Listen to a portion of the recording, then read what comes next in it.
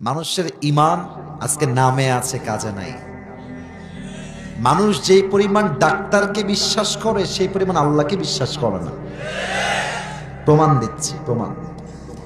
কালকে সকালবেলা দেখছেন যে প্রচন্ড বুকে ব্যথা, সকাল বাজে 10টা, সোজা বের হয়ে গেলেন বাইক নিয়ে গাজীপুরের সদর হসপিটালে।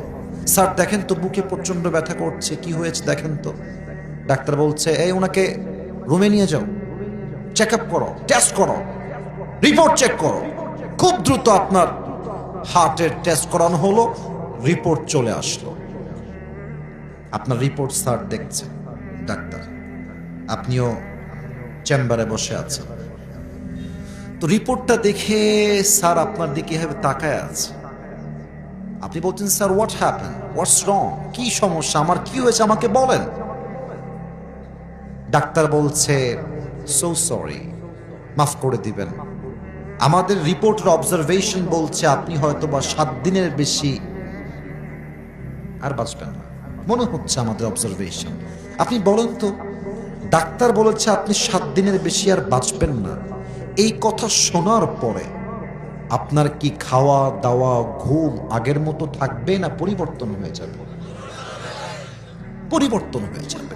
আচ্ছা, ডাক্তার বলছেন 7 দিন পরে আপনি মরতে পারেন, এটা শুনে আপনার কম্পন তৈরি হয়ে গেছে, দাড়ি রেখে দিয়েছেন, সুদ ছেড়ে দিয়েছেন, সমস্ত হিন্দি গান, প্রেম, রিলেশনশিপ সব ব্রেকআপ ডাক্তারের কথায়। কিন্তু আল্লাহ বলছেন বান্দা 7 দিন পরে নয়, কুল্লু নাফসিন যায়িকাতুল মউত লিকুল্লি উম্মাতিন আজাল ইযা জাআ আজালুহুম ফালা ইস্তাখিরুনা সাআ ওয়ালা ইস্তাকদিমুন।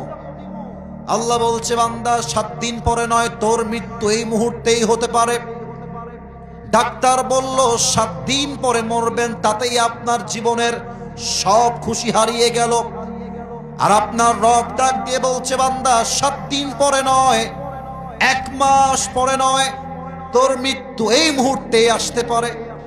তবু আপনি সুদ ছাড়তে পারলেন না, আপনি হারাম প্রেমটা ব্রেকআপ করতে পারলেন না, আপনি হিন্দি গানগুলো মোবাইল ফোন থেকে ডিলিট করতে পারলেন না, আপনার ব্যবহারটা আজকেও মায়ের সঙ্গে বাবার সঙ্গে ভালো হতে পারলো না। এটাই প্রমাণ মানুষের ঈমানটা আজকে নামে আছে, কাজে ঈমান নাই। যুবক ভাইরা, ঠিক কিনা বলো?